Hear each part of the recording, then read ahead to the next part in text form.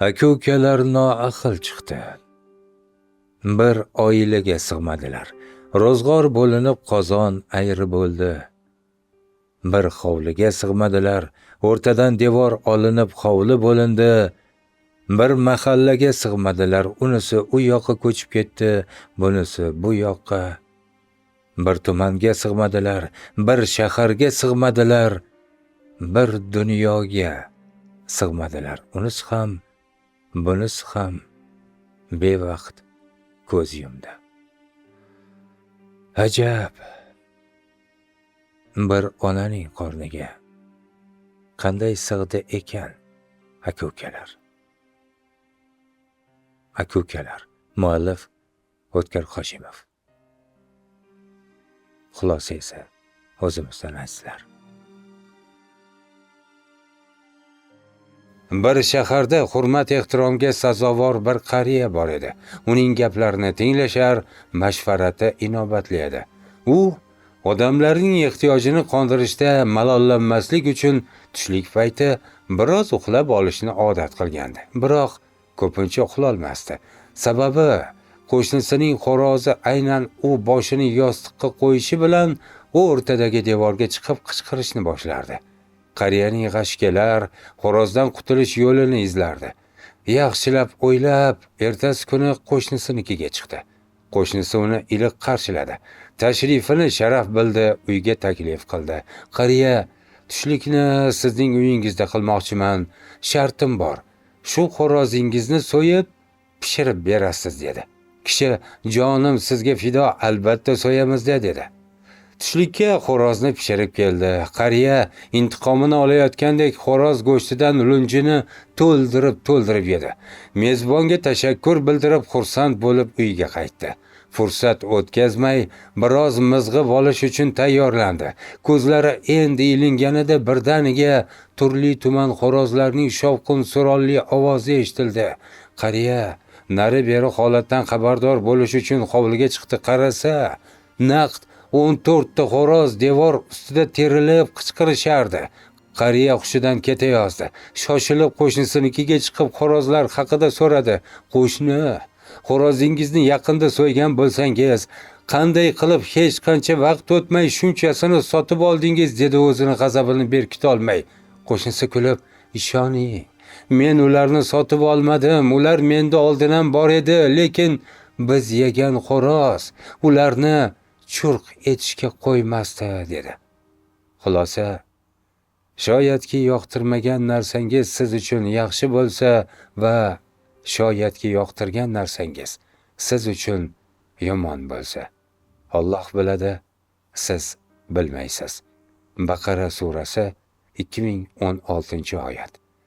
Ba'zan aziyatlarni amaliy ketkazishdan ko'ra vaqtning o'tishi biz uchun xayrli bo'lishi mumkin.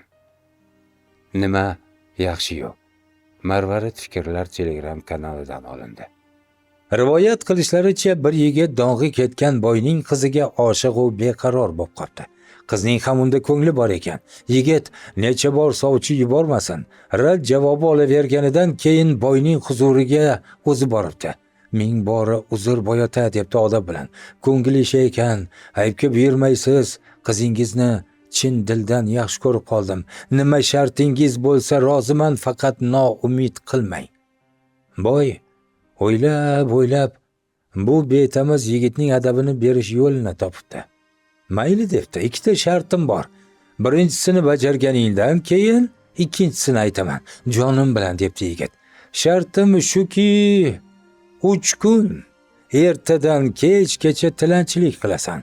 Bozor boshida, o'z mahallangda, masjid darvozasi oldida. Men buni o'z ko'zim bilan ko'rishim kerak.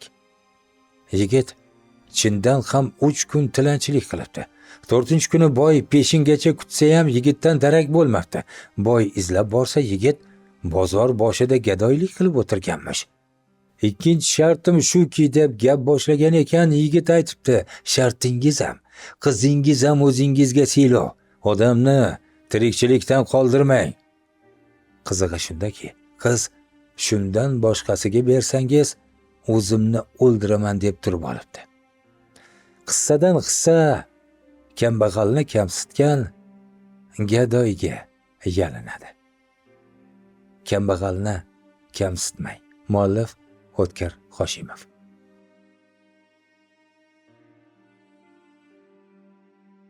Isiriq olish uchun bozorga tushgandim. Darvozadan kiraverishda somsa sotib o'tirgan ayolni ko'rib, beixtiyor to'xtab qoldim. Rostini aytsam, bunday mukammal xilqatni umrimda ko'rmagandim. Yuzi shu qadar tiniq, qosh ko'zi, lablari shu qadar mutanosib, shu qadar jozibali ediki, rahmatli Chingiz Ahmarov tirilib kelsa, o'zbek madonnasini shu ayolga qarab chizgan bo'lardi. Xayolimdan qaysi baxti chopgan shunday pari-paykar bilan yasharkan degan o'y kechdi. Xarid qilib qaytib chiqayotib g'alati shovqin suron eshitdim. Yaqin kelib, tag'in beixtiyor to'xtab qoldim. Boyagi ayol ro'parasida ozodagina kiyingan, bo'yinbog' taqqan bir kishi ko'zini pirpiratib, esankirab turar, chamasi qayoqqa qochishni bilmay g'ujanak bo'lib olgandek edi.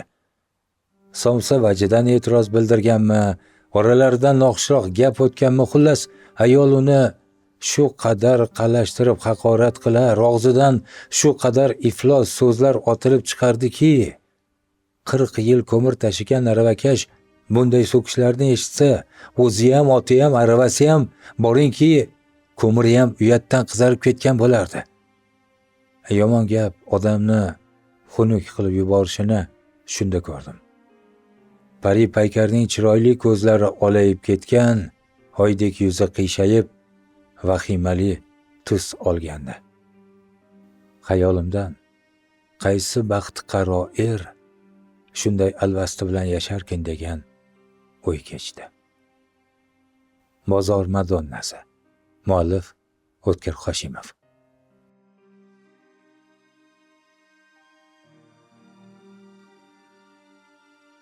Odamzod nima uchun kaftdek hovlisiga gul ekadi? Undan ko'ra sholg'om eksa, qozoniga tushadi-ku. Odamzod nima uchun bulbul chaqchaqini eshitganda entikib ketadi? Undan ko'ra bulbulni sho'rvaga solib pishirsa, nafsini qondiradi-ku. Odamzod nima uchun osmonda charaqlab yotgan yulduzlarni ko'rib ko'ngli zavqqa to'ladi? Yulduzlar uning hamyonidagi tillalar emas-ku. Odamzod nima uchun kitob o'qiyotib suyukli qahramoni o'lib qolsa yig'laydi?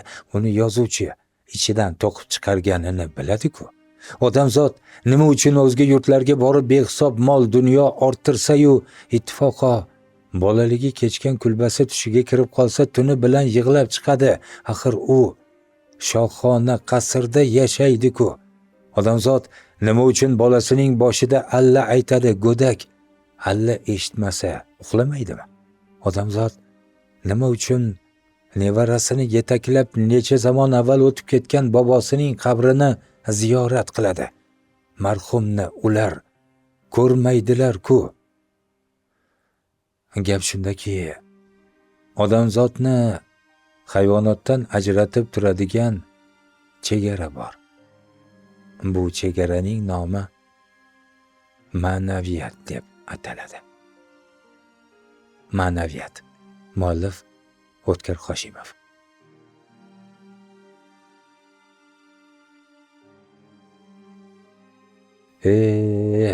Osiy banda. Shu qadar donoki, koinotning olis puchmoqlarida 100 yildan keyin nima ro'y berishini ayta oladi. Shu qadar nodonki, ertaga o'zining nima bo'lishini bilmaydi. Shu qadar mehrliki, chumoliga ozor bermaydi. Shu qadar qahrliki, bir-birining dilini vayron qilib huzur topadi. Qalbi shu qadar uyg'oqki, osmonda charaqlab yotgan yulduzlardan tomosha qilib ko'ziga yosh oladi. Qalbi shu qadar so'qirki, o'z bolasini yetimxonaga, o'z otasini g'aribxonaga tashlab ketadi. Bir burda nonga qorni to'yadi. Dunyoning jamiki boyliklari kamlik qiladi. Bir qo'li bilan samo kemalari, oynai jahonlar yaratadi. bir qo'li bilan yer yuzini kultepaga aylantiruvchi qurol yasaydi. Bir fe'li adolat, bir fe'li razolat, bir hunari sadoqat, bir hunari xiyonat. Nachora, odamzod shunday. Nur va zulmat qorishig'idan bino bo'lgan. Osiy banda. Muallif O'tkir Hoshimov.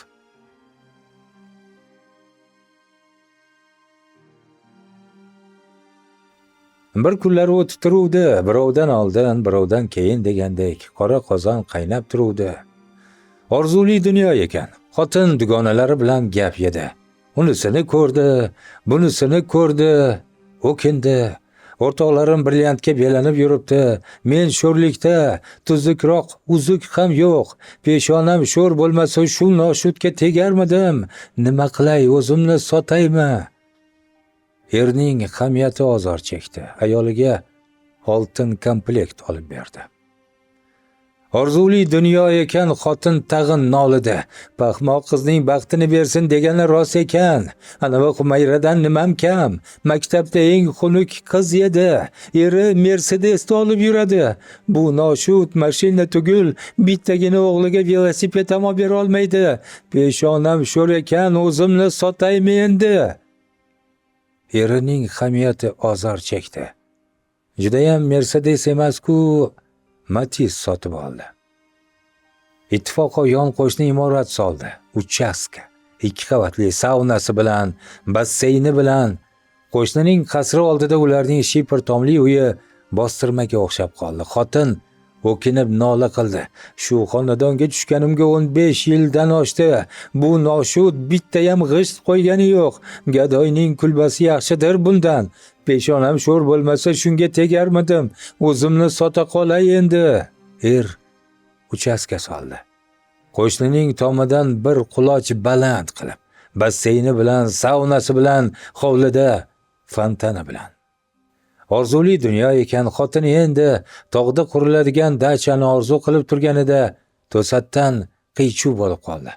Xotin ertalab jinday suyagini qizitish uchun saunaga kirsa, o'zini osib qo'yganmish.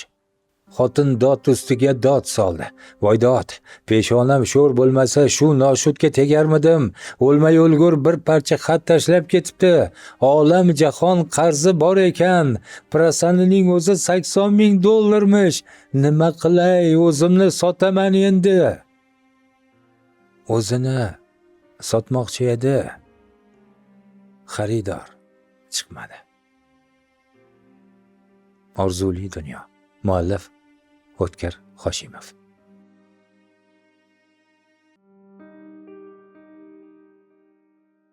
Uning buvijoni televizorda O'tgan kunlar filmini ko'rib, film qahramoni Otabekka mehri tushib qoladi. Mabodo o'g'il nabira ko'rsam ismini Otabek qo'yaman deb niyat qiladi. Niyati ushaladi, o'g'il tug'iladi, ismini Otabek qo'yishadi. Bu albatta har bir millatga xos odat. Farzandlarimiz ulug' kishilarga o'xshasin deb orzu qilishadi. Bilishmaydiki, ismning o'zi bilan odam ulug' bo'lib qolmaydi. Ammo Otabek ulg'aygan sari ismidan norozi bo'la boshlaydi. O'rtoqlari uni nuqul otash, ota deb jig'iga tegishar, ismidagi bek qo'shimchasini aytishmasdi.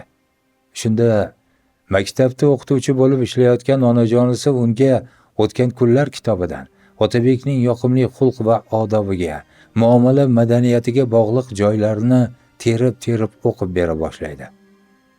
Bu orada bolakay televizor orqali filmni ham ko'rishga muvaffaq bo'ldi. O'ziga nima uchun bunday ismni qo'yganlarini asta-sekin anglay boshladi. Yurish-turishi, gap so'zlari, odobini kuzatgan yaqinlari bu bola boshqacha deydigan bo'lishdi. Bu maqtovlar uni asardagi Otabekka yanada yaqinlashtirdi. Uni yanada yaxshi ko'ra boshladi.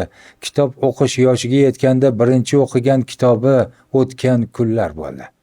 Bir necha bor o'qib chiqdi. Otabek go'yo uning qadrdon hamrohiga aylandi. Xayolida u Otabek bilan, Otabek esa u bilan birga yashardi. Ba'zan mushkul ahvolga tushib qolgan paytlarida Otabek nima qilgan bo'lardi deb o'ziga o'zi savol berar, Otabek unga g'oyibona yo'l ko'rsatgan bo'lardi. Xullas, u hayotda kitobdagi Otabekdek yashay boshladi. Ismdoshiga ta'assub qilib yomon bo'lmadi. Universitetda o'qidi, yaxshi ustozlar, do'stlar orttirdi.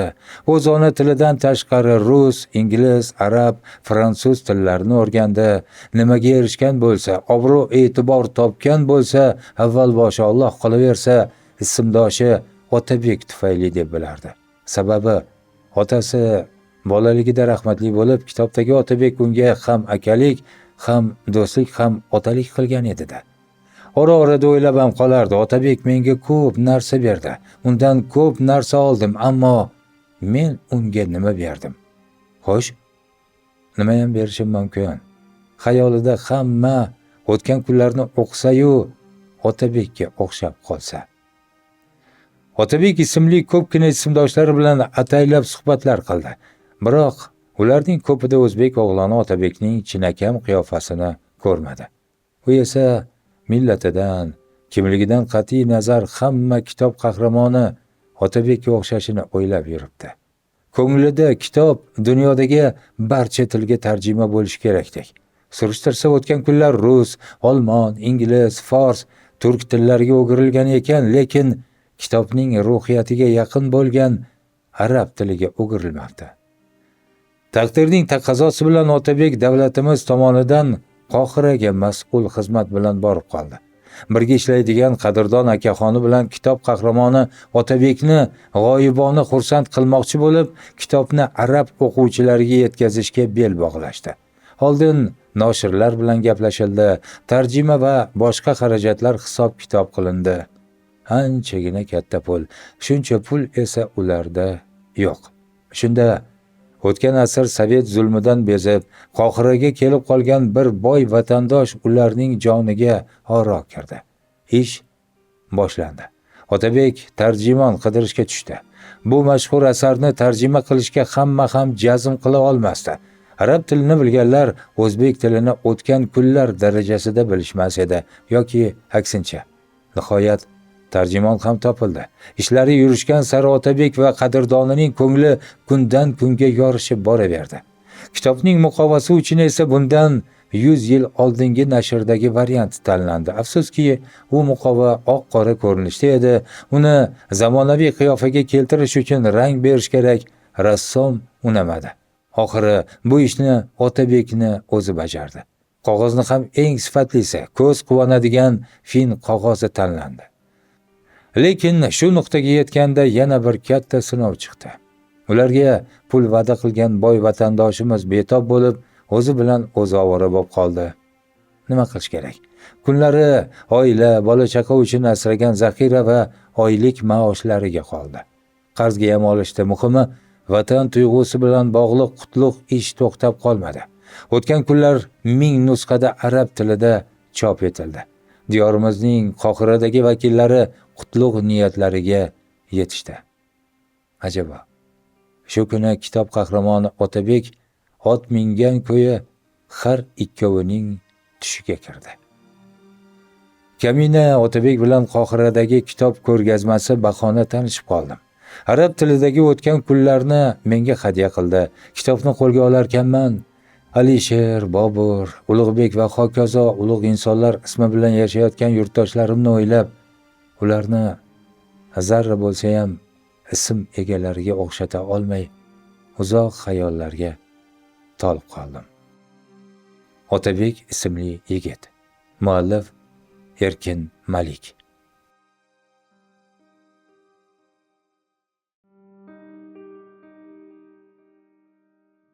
U bomdod namozidan keyin kechagina ustozidan eshitgan: "Ey Allohim, meni kun bo'yi o'zing sevgan bandalaringdan qilgin va o'zing sevgan bandalaring bilan uchrashtirgin, hamsuhbat qilgin" degan duoni qildi. Ajabo, shu zahotiyoq o'zida g'alati bir o'zgarish sezdi. Nimaligini tushunmadi, lekin yoqimli, yorqin bir holat. Imtihonga tayyorlanayotgan edi. Bir kitob zarur bo'lib internetga kirgan edi. U shahardagi bir kitob do'konida bor ekan. Metroga o'tirib yo'lga tushdi. Ilgari u yon-veridagi odamlarga qaramas, befarq edi. Bugun nimagadir ko'ziga yo'lovchilar boshqacha ko'rina boshladi. Ana, birlari juda xomush. Dardmandligi shundoqqina sezilib turardi. Ko'nglidan beixtiyor, "Ey Allohim, bu bandangga o'zing shifo ber" degan o'tinch o'tdi. Birlari shunchalar xayolga tolgan ediki, hatto e'lon qilinayotgan bekatlarning unga ahamiyati yo'qdek, qayoqqa, nimaga ketayotganini ham unutib qo'ygandek. Ko'nglidan yana "Ey Allohim, bu bandangni mushkulini o'zing oson qil" degan so'zlar uchdi. Yo'lovchilarning yana ikkitalari esa tik turganlaricha quvnoq suhbat qurib borishardi. Dunyoda ulardan baxtli odam yo'q. Allohim, boshqalarni ham xuddi shu bandalaringdek betashvish, baxtiyor qil. Bugun u bir dumalab duogo'yga aylanib qolgandek edi. Ko'nglida hammaga bir yaxshilik qilish, bir xayrixohlik. Alloh, tongda qilingan birgina duo, birgina niyat odamni shunchalar o'zgartirib yuborishi mumkinmi? Metrodan tushishi bilan bir onaxon yo'l so'radi. Undoq yuring, bundoq yuring deb o'tirmadi-da, piyodalar joyidan olib o'tib, yaqin yo'lni ko'rsatib yubordi. Bundan nari kitob do'koniga borish uchun taksi to'xtatdi. "Qancha so'raysiz?" deb yo'l haqini so'radi. "O'tiraver qizim, himmating" degan javob bo'ldi. Himmat haqida gapirdimi? Demak, bu ham yaxshi odam ekan. Manzilga yetgach, himmat haqida gapirgan haydovchiga u ham himmat qildi, ammo taksichi darrovda keragini olib qolib, ortig'ini qaytib berdi. Insofli ekan. Yo'li bexatar bo'lsin deb qo'ydi ichida. Zinalardan uchib, qo'nib do'konga kirdi-yu, turgan joyida hayratda qotib qoldi. Kitob tanlayotgan odamlar orasida unga bugungi duoni o'rgatgan ustozi turardi. Alloh sevgan banda. Muallif Erkin Malik.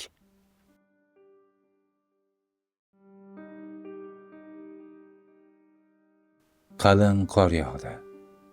Shu kuni bir volidai muhtaramaning olamdan o'tgan kun edi. Ota katta va kichik o'g'illarini boshlab onaning ziyoratiga bordi. Qabr tomon yo'l ochilmagan, katta o'g'il otaning iznisiz oldinga tusha olmasdi, kichik o'g'il esa inchinon. Ota qorda iz qoldirib oldinga dadil yo'l boshladi. Katta o'g'il otaning iziga qadam bosdi, kichik o'g'il esa akasining iziga.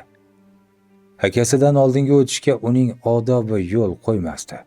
Ularning past va baland bo'lib ziyoratga kelayotganini ko'rgan qabrlar go'yo tilga kirgandek bo'ldi.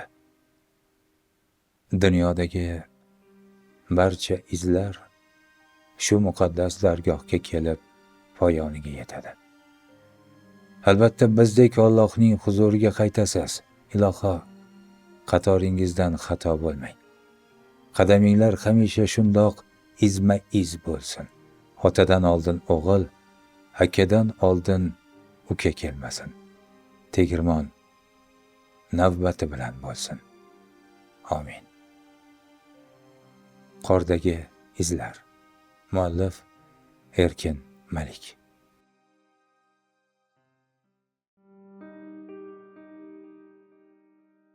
Payg'ambarimiz sollallohu alayhi va sallam dushanba va payshanba kunlari davomli ravishda nafl ro'zasi tutardilar. Bu haqda sahobalar so'raganlarida Sarvari koinot bandalarning amallari shu 2 kunda Yaratganning huzuriga ko'tarilishini, amallar ro'zador holida ko'tarilsa, yana ham nur ustiga nur bo'lishini aytadilar. Bunga qo'shimcha qilib, bir kun nafl ro'zasi tutgan odam do'zaxdan 70 yilga uzoqlashishini ham bayon qiladilar. Bir do'stim Payg'ambarimiz sollallohu alayhi va sallamning sunnatlariga amal qilib, dushanba va payshanba kunlari nafl ro'zasi tutardi. Undan nafl ro'zasini qachondan beri tutasiz deb so'radim. U Biroz o'yga toldida ichida hisoblab chiqdi shekilli, 20 yil bo'pti dedi. 20 yil-a? Oho! O'zimcha darrovda hisob kitob qila boshladim. Bir oyda 4 hafta bor. Haftasiga 2 kundan nafl ro'zasi tutilsa 8 kun bo'ladi. 8 kunni 70 yilga ko'paytirdim. 560 yil chiqdi. Voh! Birodarim bir oyda do'zaxdan 560 yil uzoqlashar ekan. Qoyil.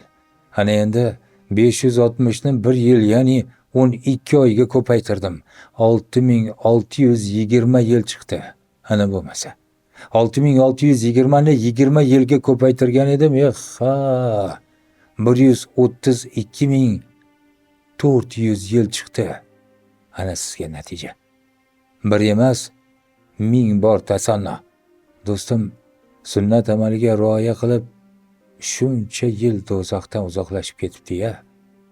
Men unga hisoblab chiqargan raqamimni aytib, do'zax sizni orqangizdan quvlasa ham yeta olmaydigan darajaga borib qolibsiz dedim. U kulib sekingina inshaalloh deb qo'ydi.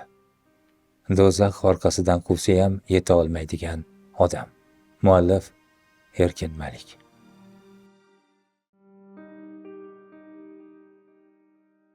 Ular tasodifan qabriston darvozasi oldida uchrashib qoldilar. Ha, tinchlikmi? Ziyoratga. Ha. Sizda zarur ishim bor edi, qaytasizmi? Xudo xohlasa.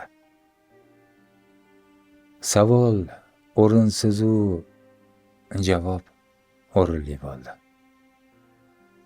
O'rinli javob. Muallif Erkin Malik.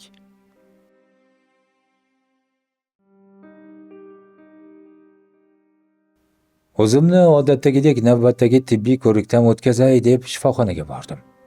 Buning uchun maxsus darchaga uchrab yo'llanma olish kerak edi. Darchaga yaqinlashsam, yo'llanma beradigan qizim telefondan bir chiroyli Qur'on eshitib o'tiribdi. Fikri yo'qdi telefonda. Atrofimga qarasam, mendan boshqa odam yo'q. Qizning xushu va huzusini buzgim kelmadi. Qaytaga o'zim ham qiroatdan maza qila boshladim. Ovoz nihoyatda yoqimli. Buning ustiga surada kelayotgan oyat so'zlari tanish.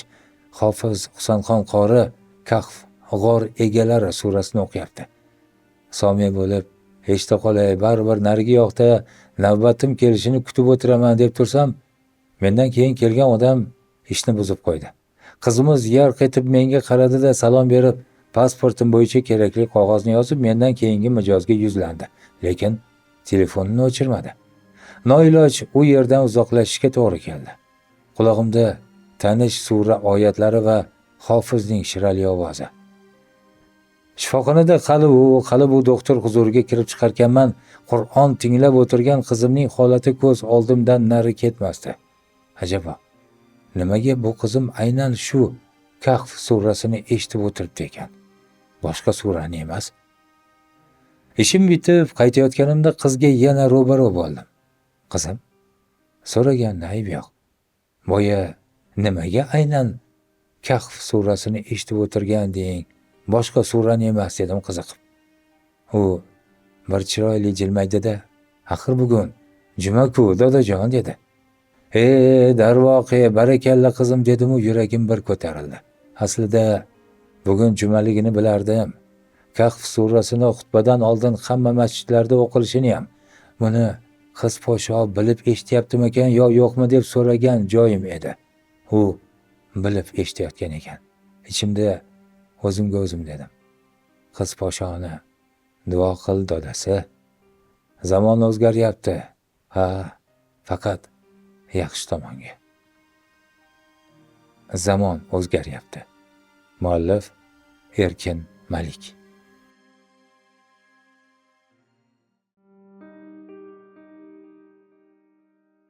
Bir finjon kofe ichay deb ishxonamiz yonidagi kafega kirsam, ko'z tanish farrosh ayollar taomlanib o'tirgan ekan. So'rashdim, ular ishxonamiz atrofi va yo'laklarni tozalashar, o'z ishlariga nihoyatda sidqidil edilar. Kitobim chiqsa oldin ularga sovg'a qilardim, bir xursand bo'lishardi. Shu damda ularni yana bir bor xursand qilgim kelib qoldi. Kofe haqini to'lash bahonasida kassaga bordimda, sekingina Farrosh opalar haqini ham olib qolishini so'radim. U meni darrov tushundi va aytganimni qildi. O'z ishimdan o'zim xursand bo'lib, Farrosh opalar bilan xayrlashib chiqib ketdim. Ishxonamga kirishim bilan telefon jiringladi. Respublika ma'naviyat markazidan ekan. Bir hafta oldin ma'naviyatchilarning katta yig'ini bo'lib, unda men ham qatnashgan. O'shanda faollar qatorida menga ham ma'naviyat fidoyisi ko'krak nishoni topshirishgan edi. Buni qarang. Nishonning yaxshigina puli ham bor ekan. O'shani olib keting deb qo'ng'iroq qilishayotgan ekan. Dilimdan bir orziqish o'tdi. Darrovda hozirgina Farrosh opalarni mehmon qilganimni esladim. Alloh yo'lida birni bersang, Alloh senga mingni beradi deganlari shu ekanda azizlar. Yana berishining tezligini qarang. Biz birni bersak, Alloh mingni beradi. Muallif Erkin Malik.